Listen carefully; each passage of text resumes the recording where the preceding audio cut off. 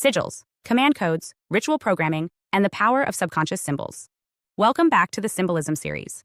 I'm Adeline Atlas, 11-time published author, and in this video, we're going to expose the true purpose and power of sigils. While seals deal with official authority, external jurisdiction, and institutional control, sigils are about internal command. Sigils are spiritual code lines, visualized spells constructed to activate outcomes, bind attention, or bypass conscious resistance. They are not just aesthetic. They are designed with mathematical, geometric, and linguistic intent to speak directly to your subconscious, your energy field, and, if created ritually, to the spiritual systems behind reality itself. Let's begin with etymology. The word sigil comes from the Latin sigillum, meaning seal or sign.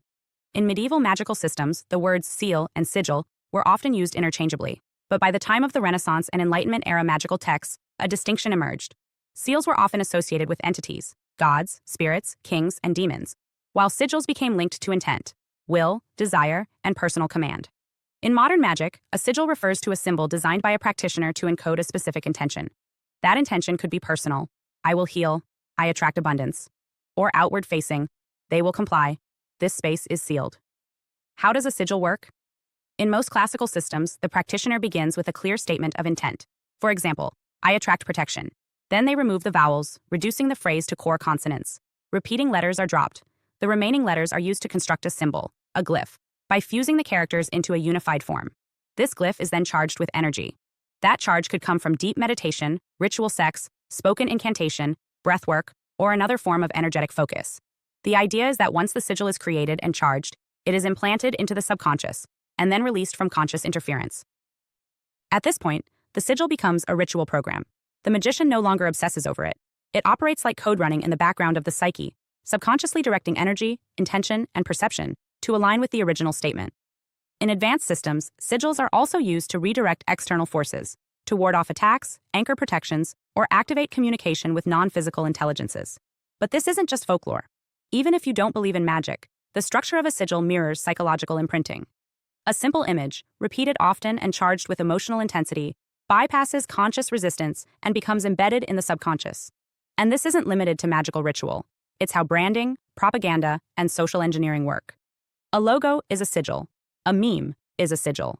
A slogan repeated in visual form, especially when emotionally charged, is a behavioral sigil. Now ask yourself, if you can create your own sigils, who else is creating them? Let's explore this in the corporate domain. What is the Apple logo, with a bite taken out? What is the Nike swoosh? What is the McDonald's arch, the Starbucks siren, the Shell spiral, the Amazon arrow? These are corporate sigils, symbols distilled to simple, hypnotic form, infused with global emotional charge. You don't need to see the full brand. The shape alone triggers the memory. That's not design, that's ritual coding. Most of these symbols are rooted in deeper esoteric structures. The Apple logo references Eve and the forbidden fruit, knowledge, temptation, fall. The Starbucks siren is a double-tailed mermaid, a marine goddess and sexual enchantress. The Nike swoosh is the wing of the Greek victory goddess. These aren't randomly chosen. They are mythologically loaded. But more importantly, they are charged. Repetition builds power. Every time you buy, wear, or engage with a branded sigil, you are adding attention to its field. This is why branding campaigns are handled like cult programming. Commercials, slogans, packaging, color codes, stage lighting, these are not just marketing tactics. They are tools of mass sigil implantation. The energy goes in, the behavior comes out. It's magic, just hidden under capitalism. Let's now move to politics and media. National flags are often geometric sigils.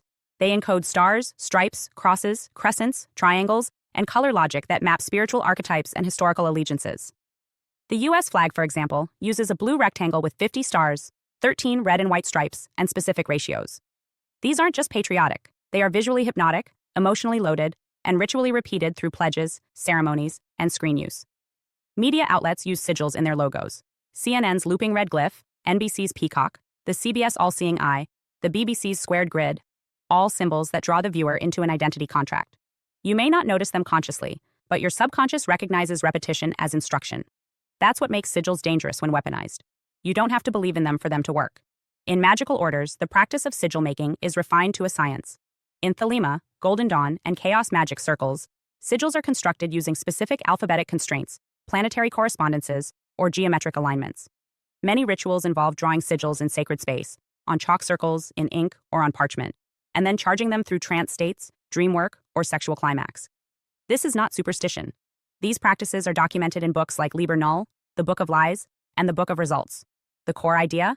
Intention, plus symbol, plus energy, result. But sigils are not limited to magic circles anymore. They've gone mainstream, especially through performance. Let's look at ritual entertainment.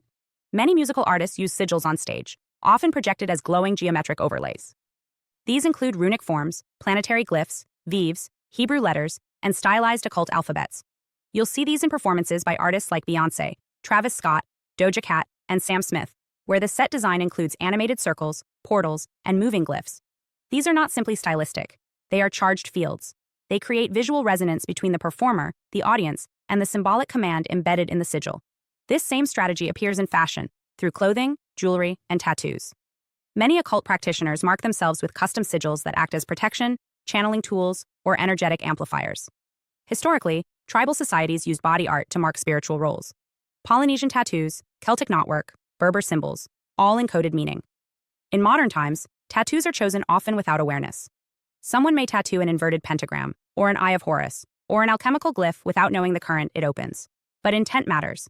A sigil on your skin becomes a permanent field activation. It goes wherever you go. If you don't know its meaning, you're carrying a contract without review. Let's take it deeper. In certain occult families, sigils are inherited. Children are branded, marked, or exposed to symbolic scripts from a young age, through storybooks, rituals, architecture, or dream programming. This can take the form of carved symbols in family homes, ceremonial seals on walls, or even dream-inserted glyphs that repeat across sleep states. Victims of ritual abuse often describe seeing the same symbols appear in altered states, etched in red, black, or light. These are not hallucinations. They are the result of embedded sigils from trauma-linked ritual conditioning. In elite circles, this same model is scaled to the collective field. Think of events like the Olympic opening ceremonies, or Super Bowl halftime shows, or coronations. When sigils are broadcast across global screens, backed by music, rhythm, emotion, and millions of eyes, they are being charged. They are installed. And if the viewer doesn't know what they're watching, they become energetic participants, offering attention, emotion, and consent. The digital world compounds this. With apps, icons, memes, filters, and logos, you now live inside a grid of visual sigils. TikTok filters that split your face into mirrored fragments. Instagram stickers of third eyes and moons. Emojis that encode the evil eye, horns, serpents, and spiral tongues. These are ritual glyphs for the algorithmic age. You think you're just sending a message, but symbols carry meaning. Repetition builds charge. At scale, this becomes a spell. So what can you do? Become symbol literate. If you don't know what a symbol means, don't wear it, don't tattoo it, don't post it. Every glyph carries a current, an energetic pattern. You don't need to be afraid of symbols, but you do need to be fluent in what they mean. Question brand allegiance. Do you wear corporate sigils without knowing their mythic origins? Have you aligned with symbols that code consumption, submission, or powerlessness? Take inventory of your visual world. Create your own sigils. Instead of rejecting symbol, master it. You can craft personal sigils for protection, truth, sovereignty, healing. These should be constructed intentionally, via sentence, reduction, and synthesis, and charged consciously. Place them on altars, doorways, journals, or your body, knowing they represent command. Clear, uninvited sigils. If you've accidentally adopted sigils through fashion, objects, or rituals, you can clear them. Speak aloud. I release all sigils I have activated without informed intent. I revoke permission from any symbols embedded in my field by others. Only symbols aligned with my conscious authority and highest design may operate. Stop treating design as decoration. Whether on screen, on body, or in ritual, symbols are not innocent. They don't ask for belief. They activate through use. You have the right to know what you're activating, and to choose your codes. Let's be clear. Sigils are not inherently dark. They are tools. They can be used to program healing, expand intuition, protect children, energize purpose. But in the hands of the elite, who understand ritual, frequency, and mass psychology, they become weapons of subconscious control. The real question is, who is coding your world? Is it you or someone else?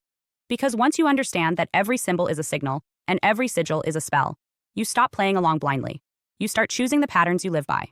And that's the beginning of actual spiritual authorship. This is the Symbolism series. Keep watching with your eyes open. Hi, I'm Adeline Atlas. 11 times published author and School of Soul has just released one of our most requested deep dives, the Magic and Occult series. This series is not for the faint of heart. It's for those who know there's more going on beneath the surface, behind the media, behind the family, behind the system. This series breaks the spell and hands you the map. The Magic and Occult series includes over 200 videos on 1. Entertainment or ritual. decoding mainstream media as mass spellwork. 2. Occult families, spot them, how generational magic and ritual lineage hides in plain sight. 3. Occult symbolism, the signs, seals, and signals used to claim, curse, or command. 4. Esoteric symbolism, layered meaning, sacred geometry, and encoded messages. 5. Law is magic, how contracts, courts, and language are rituals of power. 6. Spells and spirits, what magic really is, and what happens when you use it. 7. Covens and lodges, where modern ritual happens and who's involved. 8. Destiny swapping, how rituals steal timelines, talent, or soul contracts. 9. Energy harvesting, spiritual parasitism, and how to seal your field. 10. The clairs, your intuitive senses, clairvoyance, clairaudience, clairsentience, and more. 11. Become magical, how to strengthen your gifts, protect your mind, and wield conscious force. 12. Miracles are real, divine intervention, faith portals, and supernatural reversals. 13. The chosen ones, what sets them apart and why they're always targeted.